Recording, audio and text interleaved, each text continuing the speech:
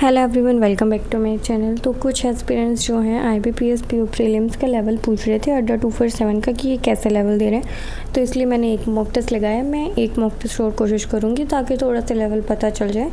तो जो मैंने मॉक टेस्ट लगाया था, अगर मैं उसका लेवल आप लोगों को बताऊँ तो मुझे नॉर्मली लगा जैसे एग्ज़ाम में होता है वैसा ही लेवल था। हाई लेवल नहीं था और ना ही लो लेवल था, मतलब मॉडरेट ही था। जैसा एग्ज़ाम में आपको देखने को मिलेगा लगभग वैसा ही था।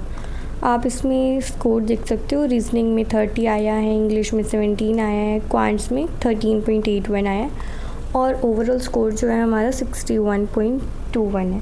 और हमें टारगेट भी इतना ही करना है। हमारी जो IBPS PO की कट ऑफ जाती है वो अराउंड 50 जाती है।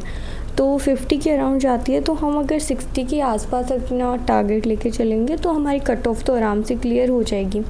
अगर कट ऑफ थोड़ी हाई पे चली जाती है तो हम ये मान के चल सकते हैं कि हमारी क्लियर हो जाएगी। तो आपको 60 टारगेट लेके चलना है, ठीक है।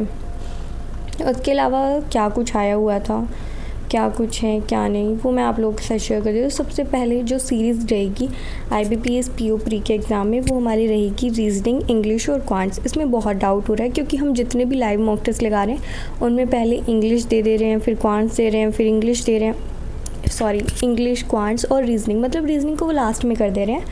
और मतलब पूरे उल्टे पुल्टे सीरीज़ कर रखी है इन्होंने, कोई कुछ देता है कोई कुछ देता है। लेकिन जो लास्ट ईयर एग्ज़ाम की सीरीज़ थी वो यही थी।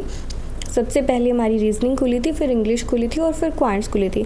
और मोस्ट प्रोबेबली इस बार भी हमारी सीरीज़ यही रहने वाली है, ठीक है। तो आप लोग देख सकते हो सबसे पहले रीजनिंग का जो लेवल था वो इजी टू मॉडरेट ही था।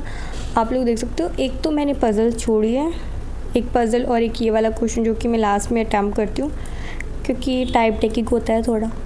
उसके अलावा एक ब्लड रिलेशन जो कि मैं हमेशा ही लास्ट में करती हूँ क्योंकि ब्लड रिलेशन की वजह से आप लोगों को पता है बहुत बार एग्ज़ाम ख़राब हो जाता है। और फर्स्ट टाइम जब मैंने एग्ज़ाम दिया था, मेरा फर्स्ट एग्ज़ाम जो बैंकिंग इंडस्ट्री का था, उसमें सबसे पहले मैंने मतलब जब भी स्टार्टिंग में हमें पता नहीं होता है कि हमें क्या करना है, पहले हमें मिसलेनियस करना है, फिर हमें कैसे लेके चलना होता है पेपर को। तो हम कोई जो भी क्वेश्चन हमारे सामने खुलता है हम वही करने लगते हैं।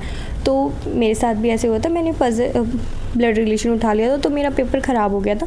तो उस टाइम पे मुझे समझ आया था कि ब्लड रिलेशन हमें स्टार्टिंग में नहीं उठाना होता। तो ठीक है, ब्लड रिलेशन तो मैं लास्ट में ही करती हूँ। उसके बाद देख क्या रखा था, इसमें 8 पर्सन है, स्क्वायर टेबल में बैठे हैं, कुछ इनसाइड कुछ आउटसाइड देख रहे हैं, 4 कॉर्नर पे बैठे हैं, 4 मिडल में बैठे हैं।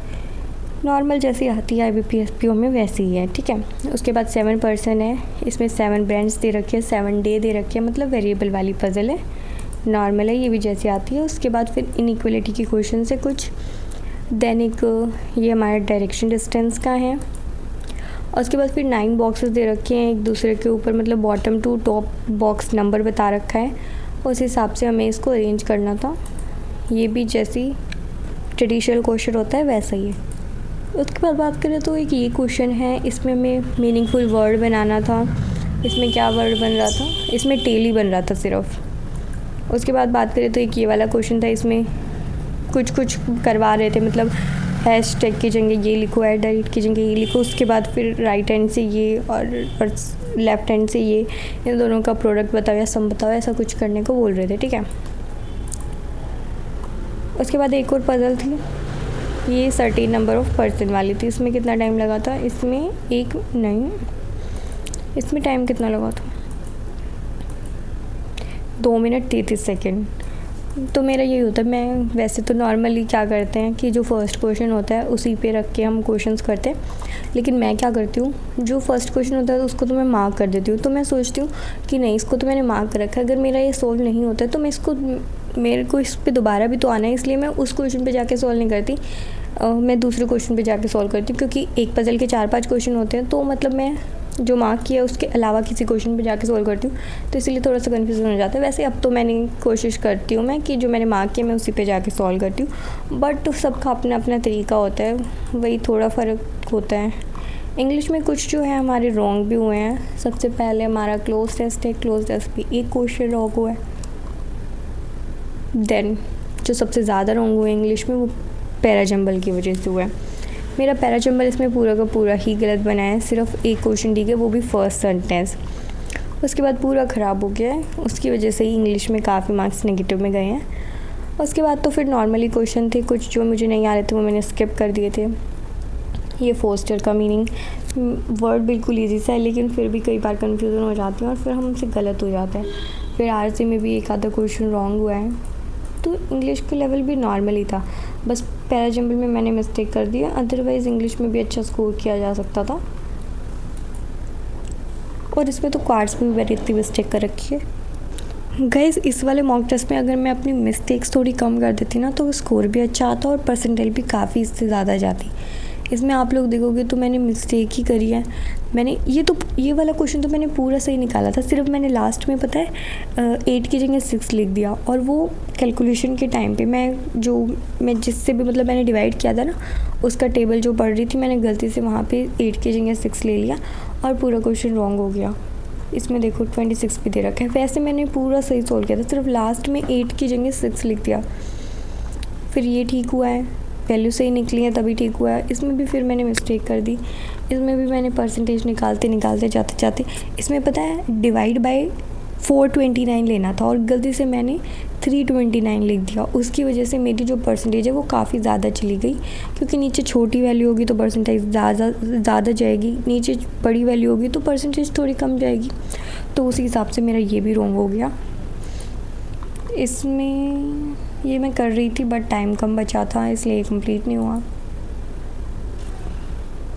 फिर ये वाला मेरा ठीक हुआ है। उसके बाद बात करें तो एक और पजल, उसके बाद फिर क्वालिटी की इक्वेशन आ जाती है।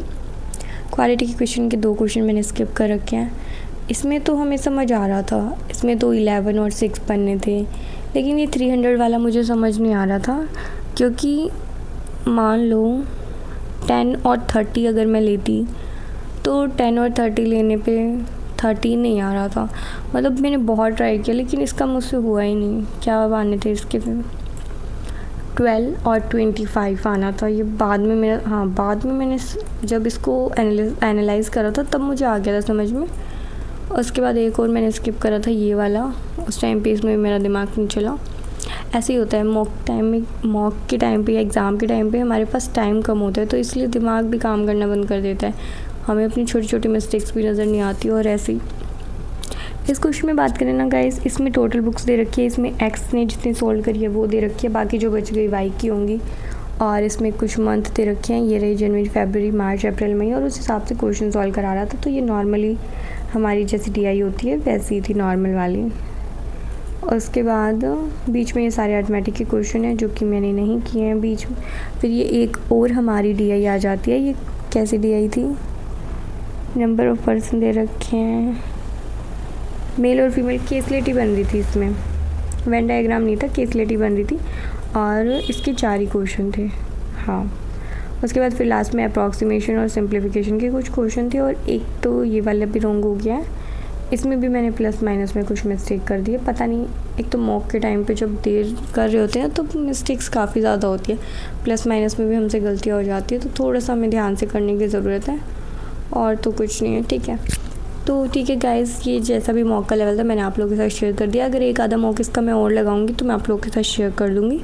बाकी मैं कोशिश करूंगी, आप लोगों ने बोला था कि पूरा लाइव मॉक टेस्ट जब आप सॉल्व करते हो तो वो भी आप लोग शेयर करो, वो आपके लिए हेल्पफुल रहेगा। तो मैं कोशिश करूँगी अगला मॉक टेस्ट गाइडली का या फिर टेक्स्ट बुक का जिसका भी लाइव होगा मैं वो वाला सॉल्व करूँगी ना, तो मैं उसके साथ के साथ वीडियो बना लूँगी और वो अपलोड कर दूँगी। ठीक है, तो all the very best guys, अच्छे से आप लोग अपनी तैयारी करते रहो।